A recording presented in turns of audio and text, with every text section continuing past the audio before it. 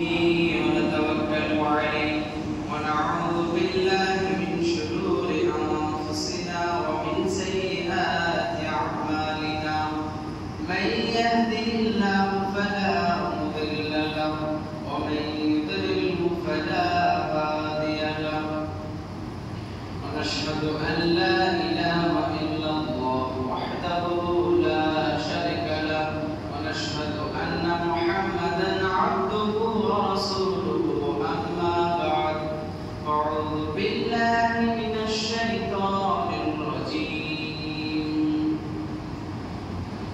قل إن كنتم تحبون الله فاتبعوني يحببكم الله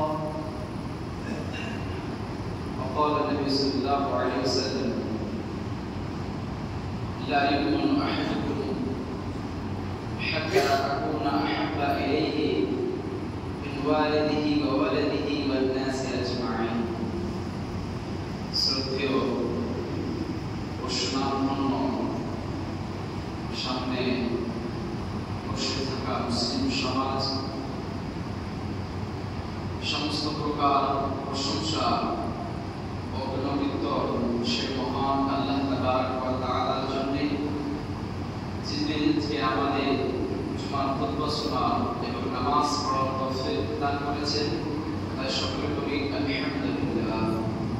তারপরে আমাদের আখেরি নবী আকায়ে নামদার তাজদার মাদানী আহমদ মুস্তাফা মুহাম্মদ মুস্তাফা সাল্লাল্লাহু আলাইহি ওয়াসাল্লামের উপর অগণিত দরুদ এবং অগণিত সালাম পৌঁছানো হোক। আল্লাহুম্মা সাল্লি আলাইহি আল্লাহুম্মা বারিক আলাইহি। সম্মানিত সুধী, আজকে যে বিষয়টি নিয়ে আপনাদের সম্মুখে দাঁড়িয়েছি সেটি হচ্ছে আই লাভ মুহাম্মদ, অর্থাৎ আমি মুহাম্মদ রাসূলুল্লাহ সাল্লাল্লাহু আলাইহি ওয়াসাল্লামকে ভালোবাসি। এই বিষয়টি চরম করার কারণ হচ্ছে বেশ কিছুদিন থেকে আমাদের ভারতবর্ষের মধ্যে আই লাভ মুহাম্মদ বলাটা, নিজের আবেগ এই বিষয়ে প্রকাশ করাটা, এটাকে কিছু সংখ্যক লোক ঘৃণা মনে করছে বা নতুন কিছু বলতে চাইছে বা ইগনোর করছে, অথবা যারা বলছে আই লাভ মুহাম্মদ, আমি মুহাম্মদ সাল্লাল্লাহু আলাইহি ওয়াসাল্লামকে ভালোবাসি, তাদের উপরে প্রেসার দেওয়া হচ্ছে, এমনকি জেলও দেওয়া হচ্ছে। তো আজকে আমার বক্তব্যের বিষয় যে আই লাভ মুহাম্মদ, আমি মুহাম্মদ সাল্লাল্লাহু আলাইহি ওয়াসাল্লামকে কেন ভালোবাসি, এর কারণ কি, মূলত আজকে এটাই আমার বক্তব্যের বিষয়। আল্লাহ পাক যেন আমাকে ভালোভাবে বলা এবং শোনার পর বোঝা এবং আমল করার তৌফিক দান করুন। রব্বি ইশরাহ লি সাদরি ওয়া ইয়াসসির লি আমরি ওয়াহলুল উকদাতাম মিন লিসানি ইয়াফকাহু কওলি রব্বি জিদনি ইলমা। মুহাম্মদ সাল্লাল্লাহু আলাইহি ওয়াসাল্লাম হচ্ছেন আখেরি নবী এবং সারা বিশ্বের নবী। তার উপরে বিশ্বাস রাখা, তাকে ভালোবাসা, এটি আমাদের ঈমানের অনেক বড় একটি বিষয়। এমনকি যদি আমার মুহাম্মদ সাল্লাল্লাহু আলাইহি ওয়াসাল্লামকে না ভালোবাসি, তার অনুগত্য না করি, তাহলে আমাদের এই ইসলাম টিকবে না, জান্নাতে যাওয়া আমাদের জন্য কষ্টকর, অসম্ভবের কাছাকাছি। আল্লাহ পাক সূরা আলে ইমরানের 31 নম্বর আয়াতের মধ্যে বলেছেন, বহুবার আমি এই আয়াতটা আপনাদের সামনে পরিবেশন করেছি, কুল ইন কুনতুম তুহিব্বুনাল্লাহ, হে নবী সাল্লাল্লাহু আলাইহি ওয়াসাল্লাম, আপনি মানুষদেরকে বলে দিন যে তোমরা যদি আল্লাহ তাআলাকে ভালোবাসো, তবে তোমরা আমি নবী আমার অনুগত করো, আমার কথা মেনে চলো, ইউহিব্বুকুমুল্লাহ, তবে আল্লাহ পাক তোমাদেরকে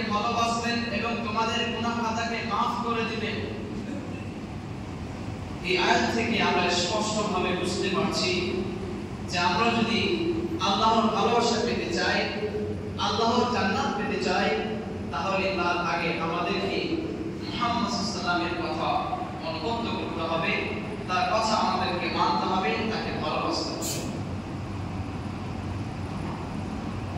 এবং আল্লাহ পাক আরো বলেন, মাইয়ুতিউর রাসূল ফাকাদ আতা আল্লাহ, যে মুহাম্মদ সাল্লাল্লাহু আলাইহি ওয়াসাল্লামে অনুগত করলো, ভালোবাসলো, সে প্রকৃতপক্ষে আল্লাহরই অনুগত করলো, আল্লাহকে ভালোবাসলো। অন্যত্র আল্লাহ পাক আরো বলেন, মা আতাকুমুর রাসূল ফাখুযুহু ওয়া মা নাহাকুম আনহু ফান্তাহু, মুহাম্মদ সাল্লাল্লাহু আলাইহি ওয়াসাল্লাম তোমাদেরকে যা দেন তোমরা তা গ্রহণ করে নাও, এবং যা থেকে তোমাদেরকে বিরত থাকতে বলেন তা থেকে তোমরা বিরত থাকো। সম্মানিত সুধী, এই তিনটি আয়াত থেকে যেটা আপনাদের বোঝাতে চাইলাম সেটা হচ্ছে যে মুহাম্মদ সাল্লাল্লাহু আলাইহি ওয়াসাল্লামকে ভালোবাসা, মুহাম্মদ সাল্লাল্লাহু আলাইহি ওয়াসাল্লামের অনুগত করা, এটা আমাদের ঈমানের মৌলিক চাহিদাগুলির একটি। মুহাম্মদ সাল্লাল্লাহু আলাইহি ওয়াসাল্লামকে ভালোবাসা নিজের মান, নিজের নফসের চাইতেও বেশি। বুখারী একটি হাদিসের মধ্যে বলা হচ্ছে, عن عبد الله بن هشام قلنا مع النبي صلى الله عليه وسلم, আব্দুল্লাহ বিন হিশাম রাদিয়াল্লাহু তাআলা তিনি বলছেন, আমরা মুহাম্মদ সাল্লাল্লাহু আলাইহি ওয়াসাল্লামের সঙ্গে ছিলাম। ওয়া হুয়া আখির বিয়াদি উমর ইবনে খাত্তাব রাদিয়াল্লাহু তাআলা আনহু, এবং মুহাম্মদ সাল্লাল্লাহু আলাইহি ওয়াসাল্লাম উমর ইবনে খাত্তাব রাদিয়াল্লাহু তাআলা আনহুর হাতকে ধরেছিলেন। فقال عمر يا رسول الله لأنت أحب إلي من كل شيء إلا نفسي। عمر রাদিয়াল্লাহু তাআলা বলেন, হে আল্লাহর রাসূল, আমি আপনাকে আমার জীবন চাইতে সমস্ত কিছু, মাল ধন সম্পদ, স্ত্রী ছেলে ইত্যাদি, আমি আপনাকে ভালোবাসি। উমর রাদিয়াল্লাহু তাআলা যখন বললেন যে আমি আমার জীবন ব্যতীত সব কিছু থেকে আপনাকে ভালোবাসি, মুহাম্মদ সাল্লাল্লাহু আলাইহি ওয়াসাল্লাম বললেন, ওয়াল্লাযী নাফসি বিয়াদি লা আনতা আহাব্বা ইলাইকা মিন নাফসিক। হে ওমর, যতক্ষণ আমি তোমার কাছে তোমার ধন সম্পদ, এমনকি তোমার নফসের চাইতো, তোমার এই জানের চাইতো বেশি প্রিয় না হয়ে যাব, ততক্ষণ তুমি পূর্ণ মুমিন, কামিল মুমিন হতে পারবে না। তারপরে ওমর রাদিয়াল্লাহু তাআলা বললেন যে ওয়াল্লাহি লা আনতা আহাব্বা ইলাইয়া মিন নাফসি, হে আল্লাহর রাসূল, আপনি আমার কাছে আমার জান মাল থেকেও আপনি প্রিয়। এই হাদিস থেকে বোঝা যায় যে নিজের সম্পদ, নিজের ব্যবসা, নিজের স্ত্রী, ছেলে মেয়ে, এমনকি নিজের জানের চাইতেও বেশি ভালোবাসতে হবে আপনাকে। কাকে? মুহাম্মদ রাসূলুল্লাহ সাল্লাল্লাহু আলাইহি ওয়াসাল্লাম। বুখারী শরীফের 15 নম্বর হাদিস, قال النبي صلى الله عليه وسلم لا يؤمن احدكم حتى اكون احب اليه من والده وولده والناس اجمعين। ততক্ষণ পর্যন্ত তোমরা পুরোপুরি ইসলামের মধ্যে আসতে পারবে না, ততক্ষণ পর্যন্ত তোমরা পুরোপুরি মুমিন হবে না, যতক্ষণ পর্যন্ত আমি মুহাম্মদ তোমার কাছে তোমার বাবা, তোমার ছেলে মেয়ে, সমস্ত মানুষের সাথে উত্তম না হয়ে যায়। যে সমস্ত আয়াত এবং হাদিস থেকে যেটা বোঝাতে যাচ্ছি যে মুহাম্মদ সাল্লাল্লাহু আলাইহি ওয়াসাল্লামকে আমাদের অনুগত করতে হবে এবং তাকে আমাদের মাল সম্পদ, জানের চাইতে বেশি ভালোবাসতে হবে, মানে বাঁচার কোনো বিকল্প পথ নেই। কিন্তু এই আবেগকে প্রকাশ করাটা বর্তমানে প্রেসার দেওয়া হচ্ছে, জেলবন্দি করা হচ্ছে মানুষদেরকে, যে রাইট আমাদের ইসলাম আমাদেরকে দিয়েছে। এমনকি ভারতবর্ষের যে সংবিধান, ল অনুযায়ী সবাই নিজ নিজ ধর্ম পালন করতে পারে। আমাদের এই ভারতবর্ষের সংবিধান আমাদেরকে অনুমতি দিয়েছে, ইসলাম আমাদেরকে অনুমতি দিয়েছে যে আই লাভ মুহাম্মদ। অতএব কেউ যদি প্রেসার দেয়, জেলবন্দি করে, কটূক্তি করে, তাহলে এটা একেবারে বোকামি। সম্মানিত সুধী, আমরা কেন ভালোবাসত। যদি আপনি এমন একটা লোকের কথা শুনতে পান যে লোকটাকে আপনি দেখেননি, কিন্তু সেই লোকটা বেঁচে থাকাকালীন আপনার জন্য দোয়া করেছে, আপনার বরকতের জন্য দোয়া করেছে, আপনার ইহকাল পরকালের জন্য দোয়া করেছে, আপনার জন্য কত যত্নবান, কত চিন্তিত ছিলেন, বলেন তো সেই লোকের বিষয়ে আপনার ভালোবাসা জাগবে কি জাগবে? সেই লোকের প্রতি আপনার আগ্রহ আসবে কি আসবে না? ভালোবাসা আসবে কি আসবে না? অবশ্যই আসবে। সেই মতো আমাদের আখির নবী জনাব মুহাম্মদ রাসূলুল্লাহ সাল্লাল্লাহু আলাইহি ওয়াসাল্লাম ইহকালে থাকাকালীন তিনি নিজের উম্মতের জন্য, আমাদের জন্য বরকতের দোয়া করেছেন। তিনি সব অবস্থায় চিন্তিত থাকতেন কিভাবে আমার উম্মত গুনাহ থেকে বাঁচতে পারবে, পাপ থেকে বাঁচতে পারবে, জান্নাতে যেতে পারবে, এই দুনিয়াতে সুখময় থাকবে। প্রতিনিয়ত চিন্তিত থাকতেন এবং দোয়া করতেন। আমরা কেন তাকে ভালোবাসব? যদি আমি বোঝাতে পারতাম, যদি আমরা বুঝতে পারতাম যে মুহাম্মদ রাসূলুল্লাহ আমাদের কতটা ভালোবাসতেন, তাহলে আমরা তাকে ভালোবাসা ছাড়া বুঝতে পারতাম না। ইসলামের প্রথম কাজ কোনটি? লা ইলাহা ইল্লাল্লাহ মুহাম্মাদুর রাসূলুল্লাহ।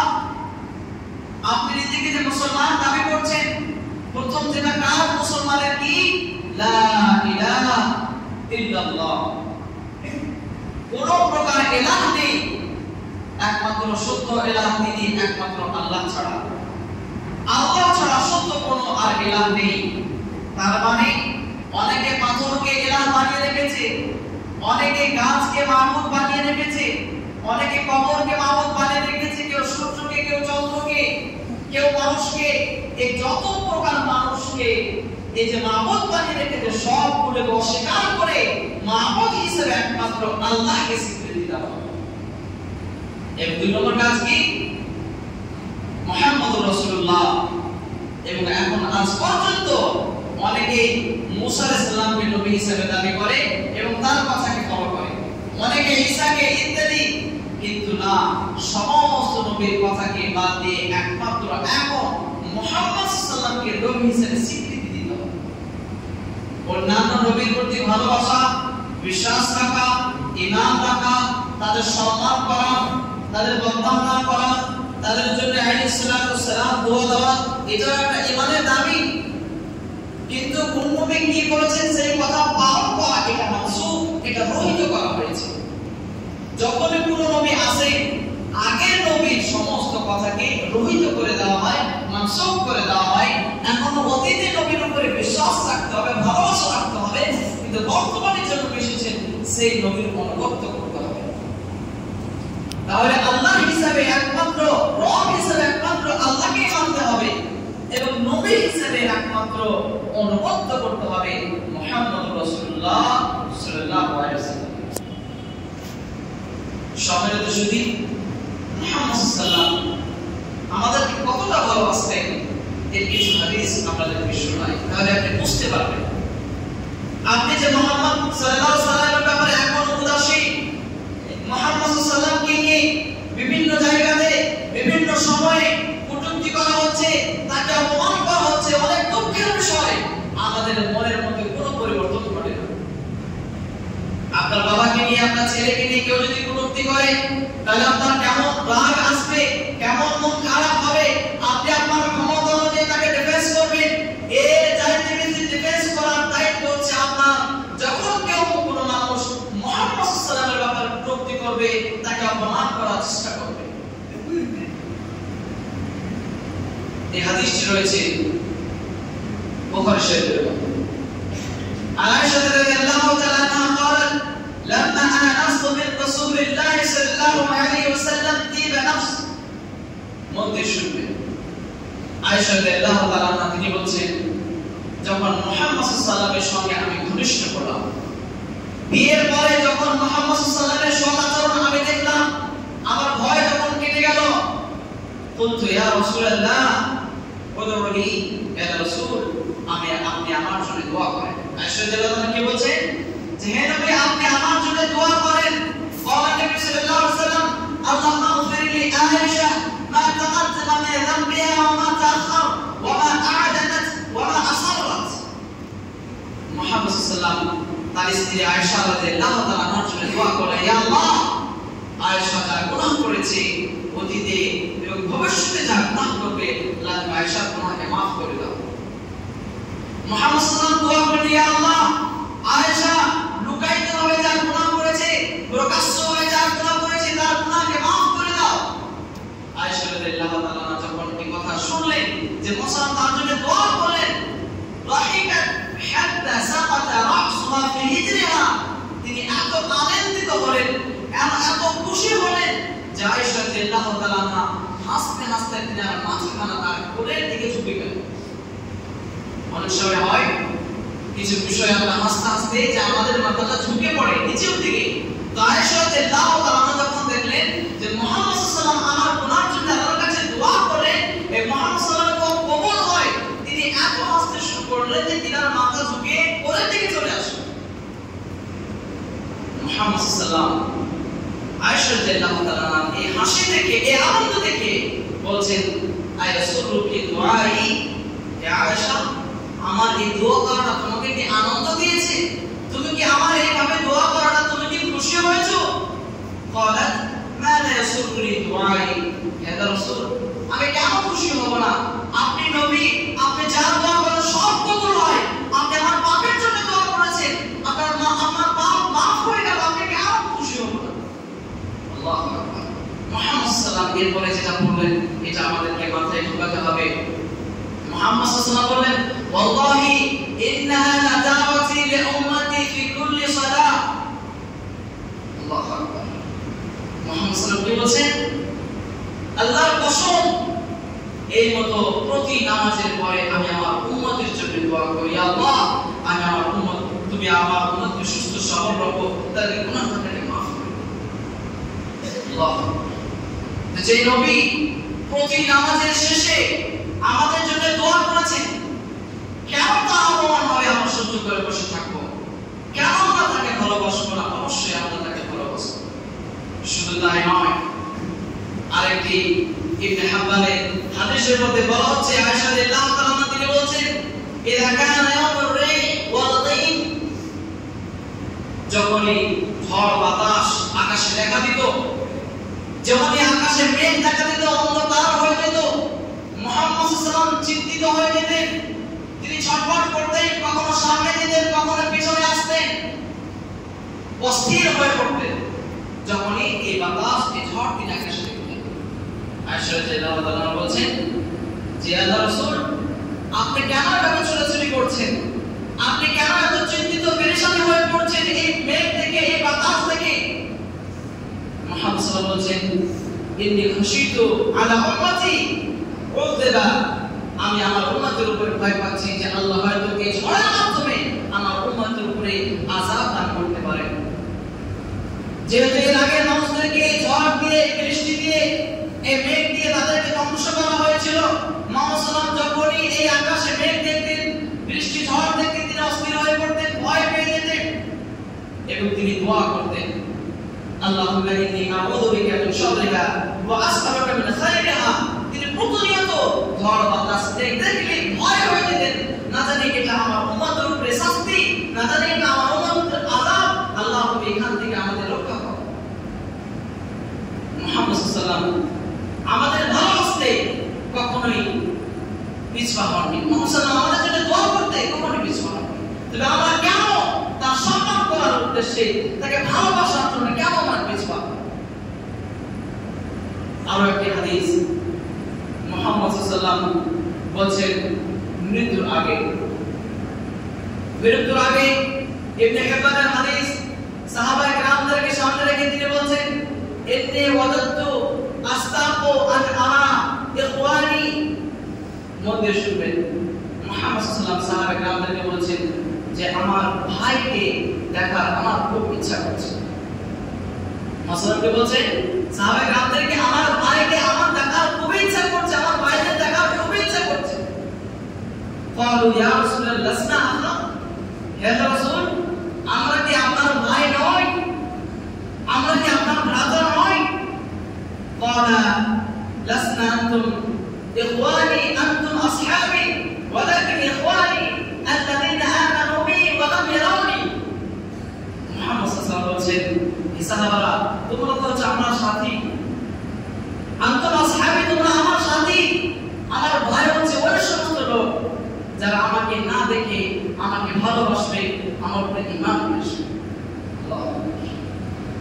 আগে সাধারণত দুনিয়াতে দেখা যায় যে মানুষ নিজের ছেলে মেয়েদেরকে ডেকে ওসিয়ত করে, দেখো আমি হয়তো কিছুক্ষণ পরেই মারা যাব, তোমরা ঝগড়াঝাটি করবে না, এই জায়গায় তোমরা লড়াই করবে না, অমুককে অমুক জিনিস দিও, তোমার মাকে তোমরা দেখিও, অমুক জায়গাটা দেখিও, অমুক জিনিসটা দেখিও। মৃত্যুর আগে সাধারণত আমরা নিজেকে নিয়ে ভাবি, নিজের ছেলে মেয়েকে নিয়ে ভাবি, নিজের স্ত্রী বউ বাচ্চাকে নিয়ে ভাবি, নিজের বিজনেসকে নিয়ে ভাবি। আল্লাহু আকবার। মুহাম্মদ সাল্লাল্লাহু আলাইহি ওয়াসাল্লাম মৃত্যুর আগে নিজের কথা ভাবছেন না, নিজের স্ত্রী এমনকি নিজের নাতি নাতনির কথা ভাবছেন না। কার কথা ভাবছেন? আমি আপনি গুনাহগার এর কথা ভাবছেন। যে আমার ওই সমস্ত ভাইদের দেখার ইচ্ছা করছে যারা এখনো পৃথিবীতে আসেনি, যারা আমাকে না দেখে আমার উপরে ঈমান নিয়ে আসবে এবং ভালোবাসবে। আমরা কেন মুহাম্মদ সাল্লাল্লাহু আলাইহি ওয়াসাল্লামকে ভালোবাসবো? সে হাসরের ময়দানে বুখারী শরীফের হাদিস, যখন কেউ কোনো কাজে আসবে না, যেদিন সমস্ত মানুষ একত্রিত হবে হাসরের ময়দানে, যে হাসরের ময়দানে এমন কোন মানুষ পৃথিবীতে থেকে গেছে, ছুটে গেছে এমনটা শোনা যাবে না। সে হাসরের ময়দানে সবাই উপস্থিত, সবাই সবাইকে দেখতে পাবে। কেউ যদি আওয়াজ করে হাসরের ময়দানে সবাই শুনতে পাবে।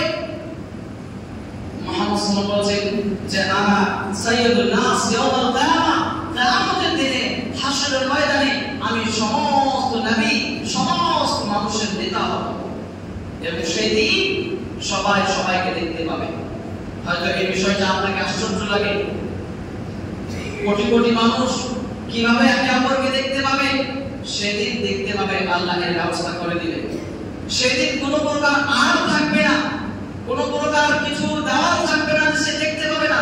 সবাই সবাইকে সেদিন দেখতে পাবে, কোনো প্রকার কোনো অসুবিধা হবে না। কোটি কোটি মানুষ যারা আজ পর্যন্ত মারা গেছে, বর্তমানে যারা বেঁচে আছে, কিয়ামত পর্যন্ত যত মানুষ আসবে, হাসরের ময়দানে যখন সবাইকে একত্রিত করা হবে, সবাই সবাইকে দেখতে পাবে।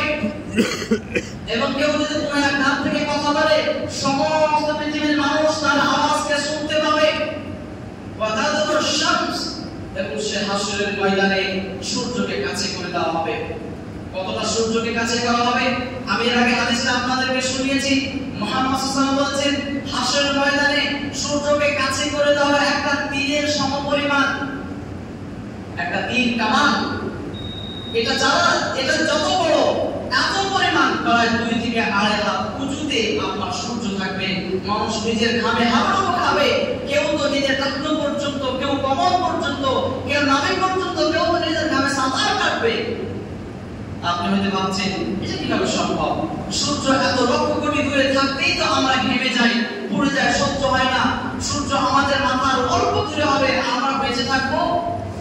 আল্লাহ সেরকম ক্ষমতা দিয়ে দিবেন, সে বডিকে পরিবর্তন করে দিবেন, রূহ সেটাই থাকবে, বডি পরিবর্তন হয়ে যাবে। তো যাই হোক, এই অবস্থাতে মানুষ এত কষ্টের মধ্যে তখন তারা আলোচনা শুরু করবে যে আমাদের মধ্যে কেউ কি নেই যে আল্লাহর কাছে সুপারিশ করবে? এই হাসরের ময়দানের কষ্ট, এই সূর্যের তাপ আমাদের আর সহ্য হচ্ছে না। তখন তারা সবাই আদম আলাইহিস সালামের কাছে যাবে। আদম আলাইহিস সালাম নিজেই বলছেন, নাফসি নাফসি, আমি তো নিজেই সুপারিশের প্রার্থী, আমার নিজেই কাউকে চাইছি যে আমার ব্যাপারে সুপারিশ করুক, আমি তোমাদের কাছে, আমি তোমাদের পক্ষে সুপারিশ করতে পারি না। লম্বা হাদিস আমি সংক্ষিপ্তভাবে বলছি। আদম আলাইহিস সালাম নিষেধ করে দিবেন, বলবেন যাও নূহের কাছে, নূহ আলাইহিস সালাম নিষেধ করে দিবেন যাও ইব্রাহিমের কাছে, ইব্রাহিম আলাইহিস সালাম নিষেধ করে দিবেন যাবেন, বলবে যাও তোমরা মুসার কাছে, ঈসার কাছে, শেষে সবাই মুহাম্মদ সাল্লাল্লাহু আলাইহি ওয়াসাল্লামের কাছে আসবেন। তখন মুহাম্মদ সাল্লাল্লাহু আলাইহি ওয়াসাল্লাম আরশের কাছে গিয়ে সাজদায় পড়ে যাবেন। বলা হবে, হে মুহাম্মদ মাথা তুলে আপনি বলেন কি বলছেন শোনা হবে, আপনি যা আপনাকে দেওয়া হবে। তখন মুহাম্মদ সাল্লাল্লাহু আলাইহি ওয়াসাল্লাম বলবেন, ইয়া রাব্বি উম্মতি, ইয়া রাব্বি উম্মতি, ইয়া রাব্বি উম্মতি, ইয়া রাব, আমার উম্মতের অবস্থা হাসরের খুবই শোচনীয়, খুবই খারাপ, তাদেরকে জান্নাতে দেওয়ার ব্যবস্থা করে দিন। এই হাদিস থেকে আমি একটা বিষয় আপনাদেরকে বলতে চাই, এই হাসরের ময়দানে আপনি পৃথিবীর কত ধনী ছিলেন এটা কাজে আসলো না। আপনার গদি, আপনার সম্মান, আপনি যে নেতা ছিলেন, আপনার যে সম্পদ ছিল, আপনার যে প্রভাব ছিল একটা দেশের মধ্যে, কোনো কিছু আপনার কাজে আসলো না। কে কাজে আসলো? মুহাম্মদুর রাসূলুল্লাহ সাল্লাল্লাহু আলাইহি ওয়াসাল্লাম। তো বলেন আপনি কেন মুহাম্মদ সাল্লাল্লাহু আলাইহি ওয়াসাল্লামকে ভালোবাসবেন না? কেন তার কথা অনুগত করবেন না? অতএব আমাদের উচিত সবাইকে যে হাত থেকে যদি মুহাম্মদ সাল্লাল্লাহু আলাইহি ওয়াসাল্লামকে অপমান করা হয় তার প্রতিবাদ করার চেষ্টা করেন। তবে শৃঙ্খলা বজায় রেখে আল্লাহ পাক যেন আমাদেরকে মুহাম্মদ সাল্লাল্লাহু বেশি বেশি ভালোবাসার তৌফিক দান করুন। আল্লাহ পাক যেন আমাদেরকে মুহাম্মদ সাল্লাল্লাহু কথা পড়ে শুনে বুঝে আমল করার তৌফিক দান করুন। ইসলামের পথে চলার তৌফিক দান করুন। ওয়া মা আলাইনা ইল্লাল বালাগ ওয়া আলাইকুমুল হিসাব। اللهم صل على محمد وعلى ال محمد كما صليت على ابراهيم وعلى ال ابراهيم انك حميد مجيد. اللهم بارك على محمد وعلى ال محمد كما باركت على ابراهيم وعلى ال ابراهيم انك حميد مجيد. سبحان